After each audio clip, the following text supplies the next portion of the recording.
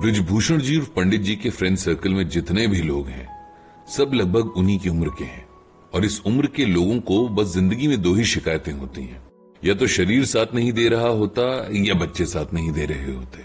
इसके अलावा बाकी जो कुछ होता है वो वक्त काटने के लिए करते हैं। पंडित जी के दोस्तों को पंडित जी को देखकर बड़ी हैरानी होती है कि इन दोनों प्रॉब्लम्स का पंडित जी से अभी तक पाला क्यों नहीं पड़ा, क्योंकि उन लोगों ने कभी भी पंडित जी को न तो बीमार पड़ते या बीमारियों का जिक्र भी करते सुना है और न ही अपने बच्चों की शिकायत करते कभी सुना है। पंडित जी के दो बेटे हैं, दोनों ही बड़े शहरों में वेल सेटल्ड हैं, उनकी अपनी फैमिलीज हैं, बच्चे हैं, दोनों अपनी लाइफ में एकदम खुश हैं। पंडित जी और सरला जी अपने बच्चों की खुशी में खुश हैं। जब मन करता है मिलने चले जाते हैं, जब बच्चों का मन होता है वो मिलने आ जाते हैं।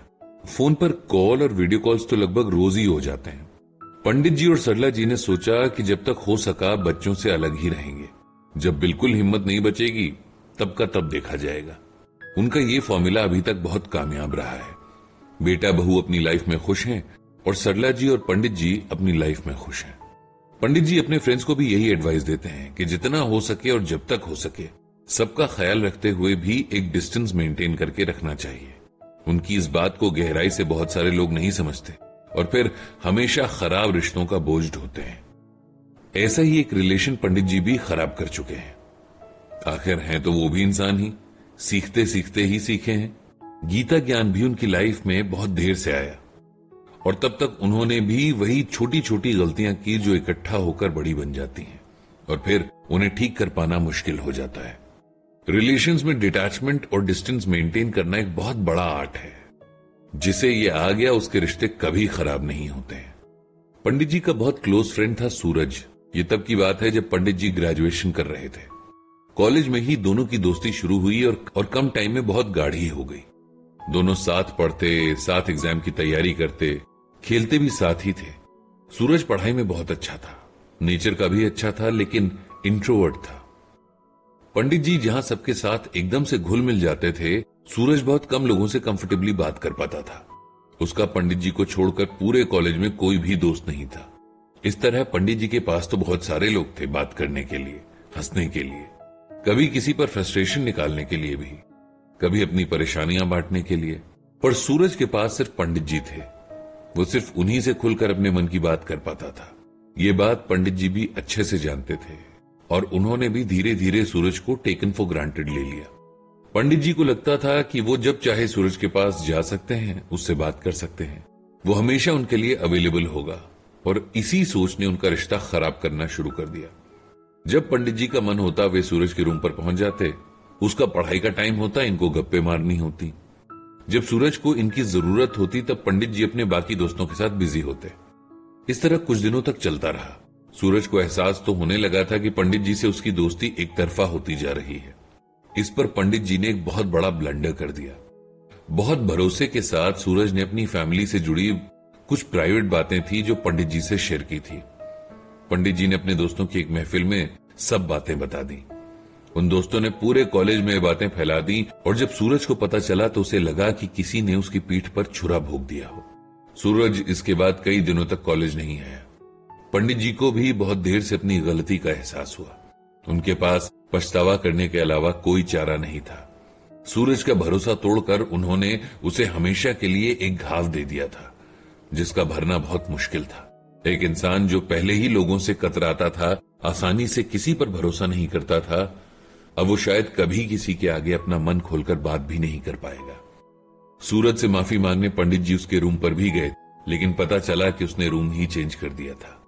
अब पंडित जी के पास अपनी गलती का प्रायश्चित करने का कोई मौका नहीं था। एग्जाम्स के टाइम पर सूरज दिखा तो पंडित जी ने उससे माफी मांगने की बहुत कोशिश की, लेकिन उसने उन्हें अपने पास भी नहीं आने दिया। बरसों तक पंडित जी इस गिल्ट में रहे। फिर जब श्रीमद् भगवद गीता का पाठ करने लगे तब उन्हें रियलाइज हुआ कि सच्चा प्रायश्चित वही होता है जब आप उस गलती को कभी न दोहराते हुए उस आत्मा से सच्चे दिल से माफी मांगकर आगे बढ़ जाएं। चाहे कितना भी बड़ा पाप आपने किया हो, अगर सच्चे मन से आप भगवान की शरण में जाते हैं तब वे आपको माफ कर देते हैं। अपने रिलेशंस के प्रति ऑनेस्ट होना पंडित जी ने यहीं से सीखा। उन्होंने सीखा कि चाहे कोई भी रिश्ता हो उसमें रिस्पेक्ट और विश्वास होना बहुत जरूरी है। अपने दोस्तों को भी पंडित जी यही समझाते हैं कि बच्चों से कुछ भी एक्सपेक्टेशन रखना बेकार है, बल्कि उन्हें ये सोचकर पालना कि ये बड़े होकर हमारा सहारा बनेंगे, ये सोच ही सारे दुखों की जड़ है। बच्चे हमारी रिस्पॉन्सिबिलिटी हैं, उन्हें बड़ा करना, उन पर मेहनत करना हमारा कर्म है, लेकिन उनसे बुढ़ापे में अपनी सेवा की उम्मीद करना गलत बात है। और इस सबसे ज्यादा जरूरी बात जब इंसान को समझ आ जाती है, तब उसको किसी रिलेशन से कोई प्रॉब्लम नहीं होती है। ये बात है कि इंसान जब अपने और भगवान के बीच के रिलेशन को समझ जाता है, जब उसे पता चल जाता है कि इस दुनिया के सब रिश्ते नाते बस वैसे ही हैं जैसे स्टेज पर किसी शो में एक्टिंग कर रहे एक्टर्स के रिश्ते होते हैं, बस तब तक के लिए ही जब तक कि वो स्टेज पर हैं। उसके बाद सब खत्म और दूसरे नाटक की तैयारी शुरू हो जाती है। श्रीमद् भगवद गीता में भी भगवान श्री कृष्ण ने कहा है कि आवासः आवासः शरणम सुह्यत प्रभुः प्रलय स्थानम निधानम बीजम अव्ययम। यहां भगवान श्री कृष्ण अर्जुन से कहते हैं, हे अर्जुन, मैं ही समस्त प्राणियों का परम लक्ष्य हूं और मैं उनका पालन करता, स्वामी, साक्षी, निवास, आश्रय और मित्र भी हूं। मैं सृष्टि का मूल, अंत और विश्राम स्थल हूं। मैं भंडार और शाश्वत बीज हूं। इसे सिंपल लैंग्वेज में ऐसे समझिए कि हम भूल जाते हैं कि रियलिटी में हम आत्मा हैं, न कि शरीर, और हम इस दुनिया और उसके रिश्तों को ही सच मान बैठते हैं। माता, पिता, बच्चे और दोस्त रिश्तेदार ही हमारी जिंदगी का सच बन जाते हैं। हम उनसे बुरी तरह जुड़ जाते हैं और मानने लगते हैं कि यही जिंदगी है।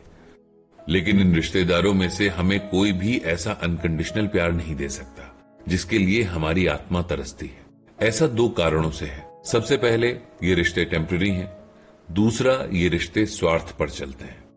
सच्चा प्यार आत्मा और परमात्मा के बीच ही पॉसिबल है, क्योंकि परमात्मा हमें बिना किसी शर्त के प्यार करते हैं। भगवान श्री कृष्ण ने श्रीमद् भगवद गीता में कहा है कि किसी भी रिश्ते में खटास तब होती है जब उस रिश्ते से जुड़े दो लोगों के बीच की बाउंड्रीज टूट जाती हैं। ये बाउंड्रीज होती हैं रिस्पेक्ट की, प्राइवेसी की और ट्रस्ट की। पंडित जी ने भगवान श्री कृष्ण से सबको सद्बुद्धि देने की प्रार्थना की।